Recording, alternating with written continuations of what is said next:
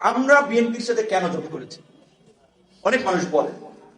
দেখেন, আমি গত 7-8 বছরে যে স্যাক্রিফাইসটা করেছি, আন্দোলন সংগ্রাম করেছি, এইটা কয়েকটা মানুষ এইভাবে ঝুঁকি নিয়ে করেছে।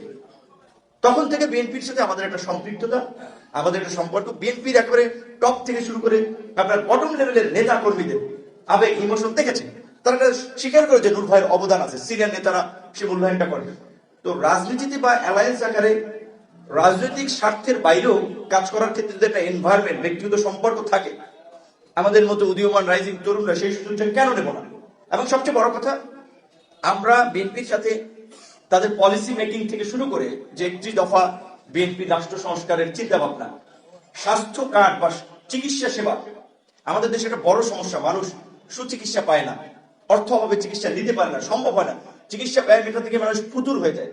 তো সেই জায়গা থেকে আমরা বলেছি, বাংলাদেশের মতো একটা অধিক জনবহুল গরিব রাষ্ট্র, এখানে নাগরিকদের স্বাস্থ্যের দায়িত্ব একটা সক্ষম কর্মক্ষম জেনারেশন, প্রজন্ম, জাতি গড়ে তোলার জন্য আমাদের চিকিৎসার ব্যয় রাষ্ট্রকে মেটাতে হবে, কর্মের ব্যবস্থা রাষ্ট্রের করতে হবে।